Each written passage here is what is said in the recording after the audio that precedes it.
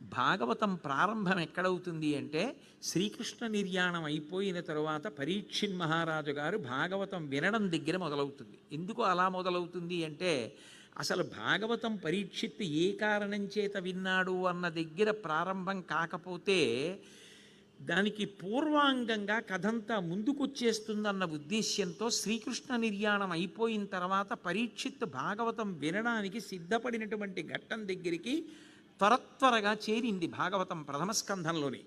అందులో చాలా చాలా విశేషమైనటువంటి కొన్ని ముందుకు తీసుకొచ్చి చెప్తారు. అసలు ఈ పరీక్షిత్ ఎవరు, ఎందుకు వినవలసి వచ్చింది అంటే పరీక్షిత్ పుట్టడానికి ముందే ఒక గొప్ప ఆపద పాండవులకు సంభవించింది. అక్కడ ప్రారంభం. అసలు పోతన గారి హృదయం అద్భుతం. ఆపద అన్న మాటకు అర్థం ఏమిటంటే ఏది మీ ప్రయత్నము చేత మీ దగ్గర ఉన్న పరికరముల చేత మీరు తప్పించుకోలేరో దానిని ఆపద అని పిలుస్తారు. నేను చీకట్లో అలా నడిచి వెళ్ళిపోతున్నాను అనుకోండి, అకస్మాత్తుగా పక్కనెక్కడో పడుకున్నటువంటి త్రాచుపం గిర్రున వెనక్కి తిరిగి వచ్చి పడగ విప్పింది అనుకోండి, అక్కడే ఉంది నా పాదం. ఇప్పుడు నేను నేను ఇన్ని ఉపన్యాసాలు చెప్పానమ్మా, నేను ఇది చదువుకున్నానమ్మా, ఈ ఉద్యోగం చేశానమ్మా, ఈ మధ్యనే నాకు షష్టి పూర్తి అయింది, నాకు ఇద్దరు పిల్లలు ఉన్నారు, ఇవన్నీ చెప్తే ఊరుకుంటుంది? అది ఊరుకోదు. మరి పడగ ఎత్తిన పాము కరవకుండా వెళ్ళిపోవాలంటే ఏదో ఉండాలి, ఏదో ఈశ్వరాజ్ఞ ఉండాలి. లేకుండా అంత పడగ ఎత్తి ఎదురుగుండా మీకు దానికి ఉన్నటువంటి ఆ పైన ఉన్న కృష్ణపాదాలు కనపడుతుంటే అది ఇలా పైకెత్తినప్పుడు తల మిమ్మల్ని చూసినప్పుడు నల్లపూసల్లాంటి దాని కళ్ళు కోరలు కూడా మీకు కనపడి మీరు నిశ్చేష్టులైపోతే ఒళ్ళంతా చెమట పట్టేస్తే మిమ్మల్ని ఇలా తల పైకెత్తి చూసి రెండు మాటలు ఎందుకో బుస్ బుస్ అని కాలు మీద కొట్టకుండా అది పక్క నుంచి మళ్ళీ అలా పక్కకి వెళ్ళిపోతే ఏమనుకోవాలి అప్పుడు? ఇది నేను వర్ణించింది అనుకుంటున్నారేమో, జీవితంలో యథార్థంగా జరిగిన సంఘటన మీకు చెప్పా. అప్పుడు ఎవరు గట్టెక్కిచ్చినట్టది యథార్థంగా ఒకసారి సామర్లకోటలో జరిగిన సందర్భాన్ని మీకు చెప్పా. ఒక నల్లత్రాచు నుంచి నేను తప్పుకున్న ఘట్టం అది. అప్పుడు నన్ను ఎవరు రక్షిస్తారు? అప్పుడు కటిక చీకటి, ఎవరు లేరు దగ్గరలో. అటువంటప్పుడు ఒక పాము కరవకుండా ఎందుకు వెళ్ళిపోవాలి? దాన్ని ఎవరు వద్దన్నారు? నేనేం చెయ్యగలిగిన స్థితి కాదు, అది కరవలేదు. ఎందుకు కరవలేదంటే నా దగ్గర జవాబు లేదు. దానికి ధర్మరాజు గారు అయితే భారతంలో మాట అంటాడు, ఆపద గడువం బెట్టను ఓపి శుభంబైనదా అని నొడగొట్పను. ఈ పుట్టువకు పాండుక్ష్మానాథుడు నిన్ను చూపి చనియ మహాత్మా అన్నాడు. ఈ జన్మకి కృష్ణ మా నాన్నగారు నిన్ను చూపించి చనిపోయాడు, నువ్వే మా ఆపదలు గట్టెక్కించాలన్నాడు. ఆపద అంటే మన ప్రయత్నం చేత మనం గట్టెక్కలేం. ఏది గట్టెక్కలేమో దాన్ని ఆపద అంటారు. నిజానికి ఏమి పాండవులు, ఏమి శౌర్యవంతులు! అంతటి పాండవులు కురుక్షేత్ర సంగ్రామం చేసే వరకు 5 కొడుకులు బతికున్నారు. కురుక్షేత్రం అంతా అయిపోయింది, దుర్యోధనుడు కూడా చనిపోయాడు, రాజ్యం అంతా ధర్మరాజు గారికి వచ్చేసింది, పట్టాభిషేకం జరగాలి. అటువంటి స్థితిలో రాత్రికి రాత్రి అశ్వత్థామ శిబిరంలోకి ప్రవేశించి 5 కొడుకుల్ని చంపేశాడు. ఇంత రాజ్యం ఎవరి కోసం సంపాదించినట్టు? ఉత్తరాధికారేడి అంటే ఉన్నది ఒక్క నలుసు. ఎక్కడుంది? అది కూడా ఈ భూమి మీద లేదు. ఉత్తరాగర్భంలో ఉన్నాడు పరీక్షిత్. ఆ ఉత్తర భర్త అభిమన్యుడు యుద్ధంలో చనిపోయాడు. ఇక ఆమెకి సంతానం కలిగే అవకాశం లేదు. ఆమె గర్భంలో ఉన్నటువంటి శిశువు పరీక్షిత్ ఒక్కడే ఉన్నాడు. అంతమంది 5 కొడుకులు రాత్రికి రాత్రి అశ్వత్థామ చేతిలో చచ్చిపోయారు. ఆ అశ్వత్థామని వెళ్ళి అర్జునుడు బంధించి తీసుకొస్తానని ద్రౌపదీదేవి ఏడుస్తోందని గబగబా రథం మీద వెళ్ళాడు.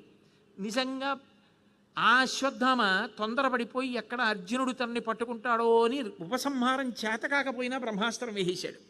కృష్ణుడు అన్నాడు, దీన్ని ఆపాలంటే నువ్వు బ్రహ్మాస్త్రం వెయ్యి అన్నాడు. ఈయన బ్రహ్మాస్త్రం వేశాడు. 2 బ్రహ్మాస్త్రాలకి లోకం అతలాకుతలం అవుతోంది. 2 నువ్వే ఉపసంహారం చెయ్యి అన్నాడు. ఉపసంహారం చేశాడు. అశ్వత్థామని రథం మీద కట్టి తీసుకొచ్చి ద్రౌపదీదేవి ముందు పారేశాడు. ధర్మం అన్న మాటకి ఎంత పట్టాభిషేకం చేశారో చూడండి. దొరక్క ఎదురు చూసిన శత్రువు దొరికి జుత్తు పట్టుకుని వంచి కత్తి ఎత్తి కంఠం మీద కొట్టేయడానికి సిద్ధపడుతున్నప్పుడు సూర్యాస్తమయమైందని నగారా మోగితే ఇప్పుడు చంపకూడదని ధర్మయుద్ధంగా చేసి వదిలేసిన గడ్డ ఈ దేశం. అది ఈ దేశానికి ఉన్న గొప్పతనం. ధర్మం ఈ దేశానికి ప్రాతిపదిక, ఇతర విషయాలు కాదు. 5 కొడుకుల్ని చంపేసిన వాడు అక్కడికి వచ్చాడు. ధర్మరాజు వలన పుట్టిన కొడుకు భీముడు, అర్జునుడు, నకులుడు, సహదేవుడు. 5 వలన పుట్టిన కొడుకులు చచ్చిపోతే ఒక తల్లి ఎంత ఏడుస్తుంది. అశ్వత్థామం తీసుకొచ్చి నించోబెట్టారు. ఆవిడ నమస్కారం చేసింది. తెల్లబోయారు భీమాదులందరూ కూడా. ఎందుకని అంటే ఆవిడంది, ఈయన నా భర్తల 5 కూడా పాఠం చెప్పినటువంటి గురువు ద్రోణాచార్యుని యొక్క కొడుకు రూపంలో ఉన్నటువంటి గురువు అని వెళ్ళి అశ్వత్థామని దగ్గర నిలబడి ఎంత గొప్పగా మాట్లాడిందంటే, ఎక్కడ ఆవేశంలో తొందరపడలేదు, మాట జారలేదు. ఉద్రేకంబునరారు శస్త్రధరులై యుద్ధావనింలేరు, కించి ద్రోహంబును నీకు చేయరు, బలోచ్చేకంబునం చీకటిన్ భద్రాకారుల చిన్నిపాపల రణప్రౌఢక్రియాహీనులను నిద్రాసక్తుల సంహరింపనకట నీ చేతులిట్లా ఆడెనో. వాళ్ళేం ఉద్రేకాన్ని పొందలేదు, యుద్ధానికి రాలేదు, యుద్ధ విద్యలు రావు. చిన్నపిల్లలు ఎక్కడో రాత్రి నిద్దట్లో గాఢ నిద్రలో పడుకుని ఉన్నారు, వాళ్ళని చంపేశావా? నా 5 భర్తలు నీ తండ్రి గారికి శిష్యులే, నీకు జ్ఞాపకం రాలా? వాళ్ళు మీ తండ్రి నా భర్తల్ని అంత వృద్ధిలోకి తీసుకొచ్చింది గుర్తు రాలా అని అడిగి, భర్త అర్జునుడి వంక, భీముడి వంక, ధర్మరాజు వంక తిరిగి అంది, అక్కట నిన్ను బోర కిరీటి నిబద్ధు చేసి నీడిక్కడ కిచ్చి తెచ్చుట సహింపనిదై భవదీయమాత నీడెక్కడ ఎట్టి శోకమున ఎక్రియ ఎచ్చుచు పొక్కుచున్నదో. అక్కట పుత్రశోక జనితాకుల భార విషన్న చిత్తనై పొక్కుచునున్న భంగి నిన్ను బోర కిరీటి నిబద్ధు చేసి నేడిక్కడ కిచ్చి తెచ్చుట సహింపనిదై భవదీయమాత నీడెక్కడ ఎట్టి శోకమున ఎక్రియ ఎచ్చుచు పొక్కుచున్నదో. ఇది ఈ దేశం గొప్పతనం. ఏది చేసే ముందైనా ఇది చేస్తే వాళ్ళు ఎంత బాధపడతారు, నేను చెయ్యొచ్చా, ఇది నాకు జరిగితే అని పరకాయ ప్రవేశం చేసి ఒక్క క్షణం ఆలోచిస్తే అవతల వాళ్ళలోకి తాను వెళ్ళగలిగితే ఏ పాపం జరగదు. అది రాకపోవడం, అది పోవడమే సమస్త పాపాలకి కారణం. ఒరులేమేమి యునర్చిన నరవరా ప్రియము నీ మనంబున కగు తానొరలకునది చెయ్యకునికి పరాయణము పరమధర్మ పదములకెళ్ళనంటాడు భీష్ముడు అనుశాసనిక పరమంలో. ఏది చేసే ముందైనా ఒక్కటి ఆలోచించు, అది నీకు అవతల వాళ్ళు చేస్తే నువ్వెంత బాధపడతావు. అది నిజమైతే నువ్వు చెయ్యి అవతల వాళ్ళకి, నీకు సంతోషంగా ఉంటుందా, చెయ్యి అవతల వాళ్ళని. నువ్వు బాధపడతావంటే చెయ్యొద్దు, కట్టి కుడిపేస్తుంది ఆ పాపం. ఎందుకు పనికొస్తుంది? ఏమవుతావు? చచ్చి అంత్యేష్టి సంస్కారం లేకుండా బాధపడాలి. కాబట్టి చెయ్యక ఆ పాపం అని మనకి నేర్పిన గడ్డ, ధర్మం నేర్పిన గడ్డ. ఆ ధర్మం జీర్ణమైతే పాపాలకి తావు ఉండదు. ధర్మం ఛాందసం అనుకుంటే, ధర్మ ప్రబోధం ఛాందసం అనుకుంటే ఎంత ప్రమాదానికి దారి తీస్తుందో విజ్ఞులు అర్థం చేసుకోవాలి. కాబట్టి అంతటి తల్లి ఎంత ధర్మం మాట్లాడిందంటే 5 కొడుకులు చచ్చిపోయారు, ఇక రారు, నేను ఏడుస్తున్నాను. కానీ ఉన్నది ఒక్క కొడుకు ద్రోణుడికి. ఆ ఒక్క కొడుకుని అర్జునుడు కట్టి తీసుకొచ్చాడు. ఎక్కడ చంపేస్తారో అని ద్రోణాచార్యుల వారితో సహగమనం చెయ్యకుండా ఇతని కోసం బ్రతికున్న తల్లి తన భర్త దగ్గర విద్య నేర్చుకున్న శిష్యులే చంపేస్తారని ఎంత ఏడుస్తోందో. ఇక్కడికి రాలేదు కదా, ఇక కాసేపట్లో చంపి పంపించేస్తారని ఎంత బెంగపడుతోందో. మనకొద్దీ పాపం, వాడంటే చంపేశాడు, అయిపోయింది. మీరెందుకు చంపేస్తారు? వద్దు. ఆ తల్లి బాధ మూట కట్టుకోకండి, పంపించేసేయండి. అనగలరా ఎవరైనా? అది దేశ ధర్మం. 5 కొడుకులు పడినన్నాళ్ళు కష్టాలు పడింది. అయిపోయింది కురుక్షేత్రం, అమ్మయ్యా పట్టాభిషేకం అవుతుంది, యువరాజులు అవుతారు అనుకున్న తరుణంలో 5 కొడుకులు పోయిన తల్లి మాట్లాడిన మాటలు ఇవి. ధర్మానికి పట్టాభిషేకం చేసి మాట్లాడింది. అటువంటి ద్రౌపదీదేవి పుట్టిన గడ్డ, అంత ధర్మానికి పట్టాభిషేకం చేసిన గడ్డ. పురాణాలు ఎందుకు చదువుకుంటారు, పురాణాలు ఎందుకు వింటారు అంటే కేవలం జరిగిపోయిన కథలని కాదు, దానికి వారసుడిగా మనం ఎలా బ్రతకాలో నేర్చుకోవడం కోసం చదువుకుంటారు, అందుకోసం వింటారు. కాబట్టి ఈ మాట అంటే భీముడికి ఎక్కడలేని కోపం వచ్చింది. కొడుకుల పట్టి చంపెనని కోపము నొందదు, బలఘాతకున్ విడువమనంచు చెప్పెడిది వెర్రిది ద్రౌపది వీడు విప్రుడే. విడువనేల వీనిటి చంపుడు, వీనిని మీరలు చంపరేని నా పిడికిటి పోటులన్ వీని శిరము భిన్నము చేసేదా చూడుడింటారు అన్నాడు. ఏమిటి వెర్రిది ద్రౌపది, ధర్మం అంటుంది, గురువు అంటుంది, గురువు కొడుకు అంటుంది, వీడిని చంపకూడదంటుంది, తల్లి ఏడుస్తుంది అంటుంది. ఇంత పాపం చేసిన వాడిని వదలడం ఏంటి, వీడి తల పగలగొట్టేస్తానన్నాడు. అంటే కృష్ణ పరమాత్మ ముందుకొచ్చాడు. ముందుకొచ్చి అన్నాడు, నిజమే, అవ్యుడు కాడు శిశు హంత దురాత్మకుడు ఆతతాయి హంతవ్యుడు. కానీ బ్రాహ్మణోన హంతవ్యమటంచు వేద విదితంబగు కావున ధర్మదృష్టి కర్తవ్యము వీని కాచుట యథాస్థితి చూడుము పాండవోత్తమ. ద్రౌపదీదేవి చెప్పింది కూడా నిజమే. గురుపుత్రుడు మహాపాపం చేశాడు, అందులో సందేహం లేదు. వీడు చచ్చిపోయేటట్టుగా వీడిని బాధ పెట్టవలసింది, చంపేయవలసింది. అందులో ఏ విధమైనటువంటి అనుమానం లేదు. శిశుహంత దురాత్ముడు ఆతతాయి, కృష్ణుడంతటి వాడు ఎంత పెద్ద మాట వేశాడు, ఆతతాయి. ఇంకంతకన్నా బహుశः అవతల వ్యక్తి స్థాయిని పాతాళానికి దింపడానికి మాట ఉండదేమో. ఆతతాయి అంటే భగవంతుడంతటి వాడికి చేసిన తప్పుడు పనికి అంత కోపం వచ్చింది. శిశుహంత దురాత్మకుడు ఆతతాయి హంతవ్యుడు, చంపేతల పారేయవలసిందే, వీడిని బతకనివ్వకూడదు. కానీ ద్రౌపది చెప్తున్న మాట కూడా ధర్మ సంబంధంగా విలువైంది. కాబట్టి ఏం చేస్తే వీడిని చంపేసిన కన్నా ఎక్కువ అవమానమో అది చెయ్యి. నేను మీకు ఒకటి చెప్తాను, జంతువులన్నిటిలో మనుష్య జన్మ గొప్పది అని శంకరాచార్యులు వారి వివేక చూడామణిలో యువతల పక్కన పెద్ద పులిని పెట్టి, యువతల పక్కన సింహాన్ని పెట్టి, మధ్యలో ఒక మనిషిని పెట్టి, ఇది పెద్ద పులి, ఇది ఆకలేస్తే చంపేస్తుంది, క్రూరంగా వేటాడుతుంది. దీనికి ఆకలేస్తే ఒక లేడీ గర్భిణి అయ్యుందని కూడా చూడదు, వెంట పడుతుంది. ఒకవేళ ఈనుతున్న లేడీని కూడా ఇది కొట్టి చంపేస్తుంది. కానీ ఇది సహజంగా పెద్ద పులి, అందుకని దీని క్రౌర్యాన్ని సమర్థించడానికి ఓ విషయం ఉంది. పులి కాబట్టి అలా చేస్తూ ఉంటుంది. సింహం ఇది మృగరాజు, ఇది కూడా ఇలాగే ప్రవర్తిస్తుంది. అవతల వారెవరు దానికి అక్కర్లా, దానికి ఆకలేస్తే పంజా పెట్టి కొట్టేస్తుంది, అది భద్రగజమైన దానికి అక్కర్లా. అది దూకి ఆ ఏనుగు యొక్క కుంభస్థలం మీద కొట్టి ముత్యాలు తింటుంది, ముత్యాలు చెల్లాచెదర చేసి మాంసం తింటుంది. అంత శౌర్యం ఉన్నది, ఎన్నిటినో చంపేస్తుంది. పైకి అందంగా ఉంటుంది, దగ్గరికి వెళ్ళడానికి భయపడతారు అని రెండిటి గురించి రాస్తే చూసిన వాళ్ళు అబ్బా ఇది పెద్ద పులి, ఇది సింహం నిజమే అంటారు. మధ్యలో ఒక మనిషిని పెట్టి వీడు ఒక రోజున ఇంత నీచకృత్యం చేశాడు. వీడు ఇటు పెద్ద పులిలా పుట్టినవాడు కాదు, ఇటు సింహంలా పుట్టినవాడు కాదు, మనిషిలా పుట్టి అంత క్రూర మృగాల కన్నా క్రూరంగా ప్రవర్తించినవాడు. అందుకని వీణ్ణి ఇక్కడే పెట్టాం మీరు చూడాలని అన్నారనుకోండి, అప్పుడు అంతకన్నా పెద్ద శిక్ష ఇంకేమైనా ఉందా? అంటే ఒక్కొక్కసారి అంతంత శిక్ష వేసి వాడికి బతికున్నంతకాలం అనుభవించాలి. అందుకే అశ్వత్థామంతటి వాడిని కృష్ణుడు ఏమన్నాడో తెలుసా? నువ్వు చిరంజీవివై ఉంటావు, కానీ భయంకరమైన క్రూరభూతమై తిరుగుతూ ఉండాలంతే. ఒంటి నిండా భయంకర రూపాన్ని పొంది తిరుగుతావు, ఆవేశంతో రాక్షసుడు ఎలా ఉంటాడో అలా తిరుగుతుంటావు, నిన్నెవ్వరు ఆదరించారు.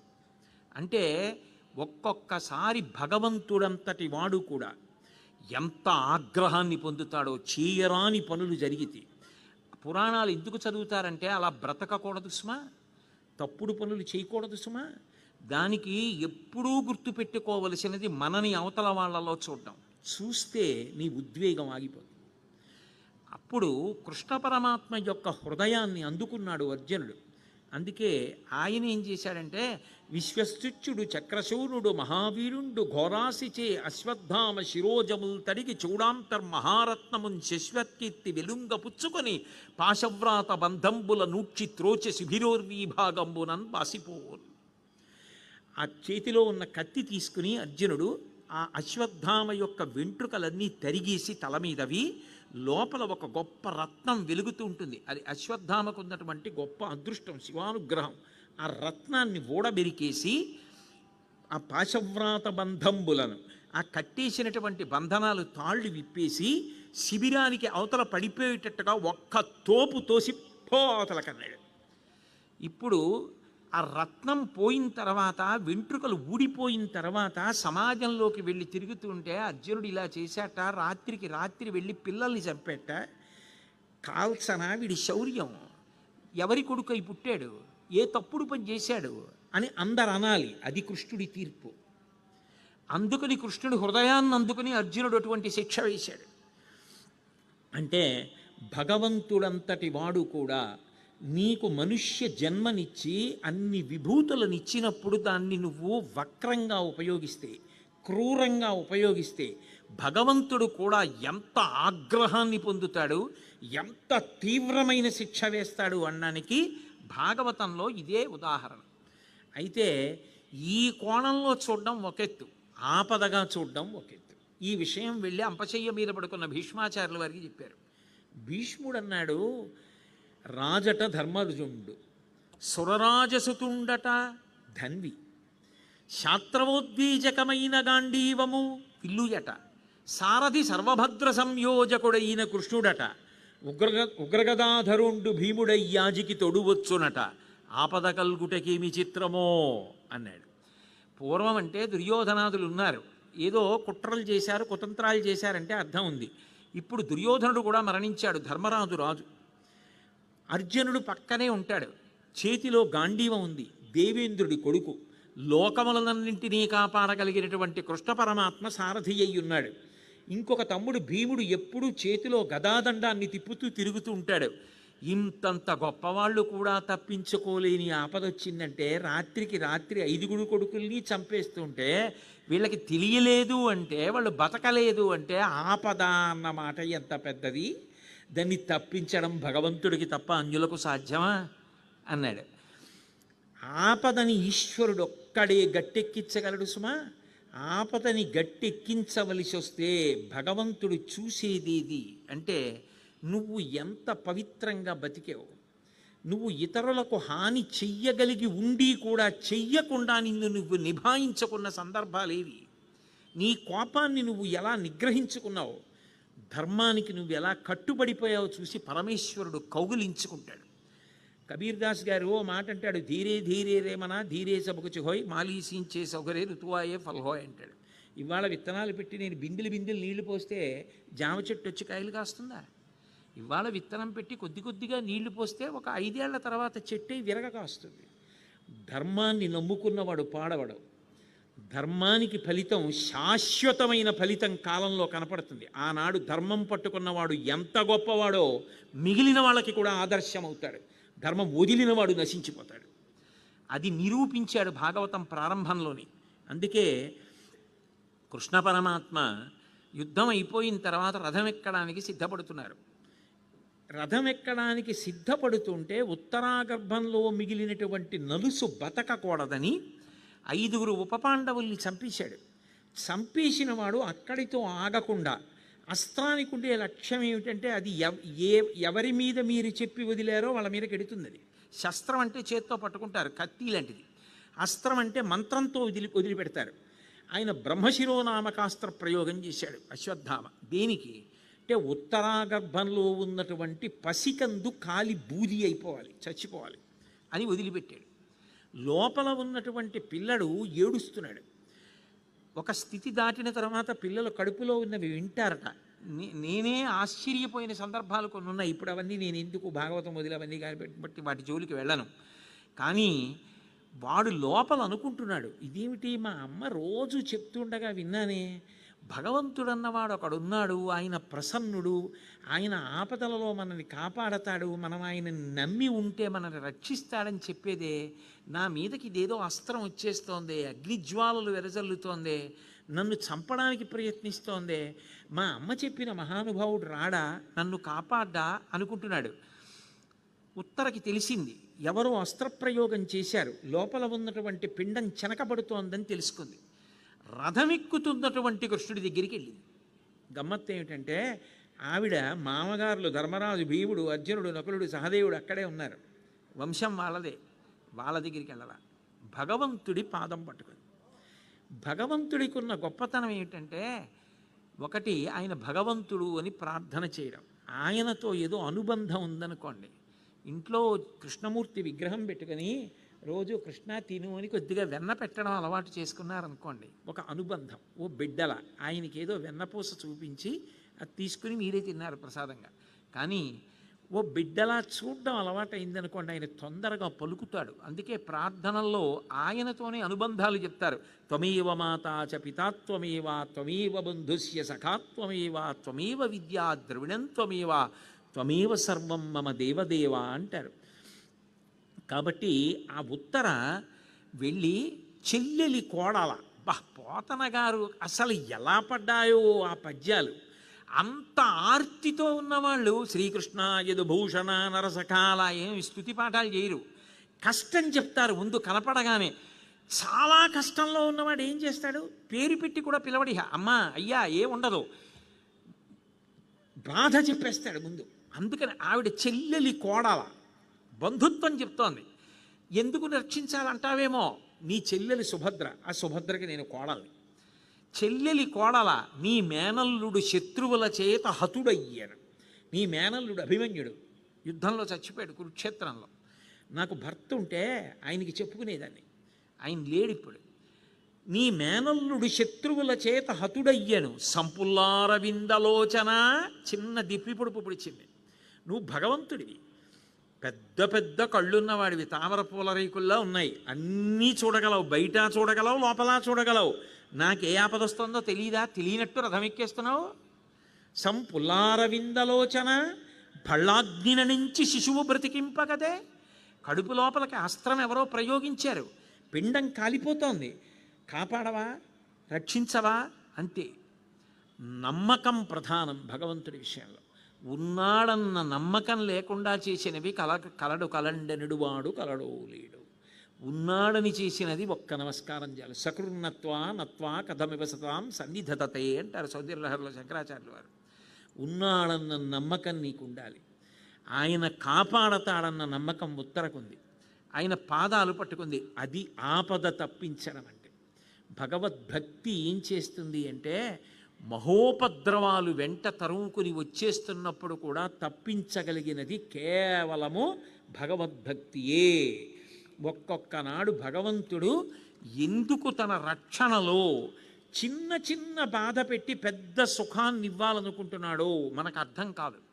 ఇప్పటికి అనిపిస్తుంది ఇలా ఎందుకు చేశాడు అనిపిస్తుంది. కానీ అలా చెయ్యడం వెనక ఏదో ఎంత రక్షణ పెట్టాడో, నీ జీవితాన్ని ఎంత భద్రం చెయ్యాలనుకుంటున్నాడో, ఆయన ఎంత కాపాడుకుంటున్నాడో, నీ కోసం ఎంత ఆర్తి పొందాడో నీకు తెలియదు. వేడిగా ఉన్న పాలు ఉన్న గిన్నె దగ్గరికి పాలు తాగేయడానికి పరిగెడుతున్న పసిపిల్లని పొదివి పట్టుకుని వద్దు వద్దని వెనక్కి లాక్కున్న అమ్మని చూసి బిడ్డ కోప్పడి ఏడుస్తాడు, అమ్మ నన్ను పాలగిన్నె దగ్గరికి వెళ్ళనివ్వలేదని. పాలగిన్నె దగ్గరికి అమ్మ వెళ్ళనివ్వంది నీకు మూతి కాలుతుంది, ఒళ్ళు కాలుతుందని. ఆ అమ్మే ఆ పాలు చల్లార్చి నీకు ఇస్తుంది. కొంచెం సమయం పడుతుంది చల్లార్చి ఇవ్వడానికి. వాడిని నమ్ముకున్నవాడు పాడవడాన్ని మాత్రం ఆయన అంగీకరించాడు. సమస్త వాంగ్మయం చెప్పేది అదే. ధర్మాత్ములు పాడవరు.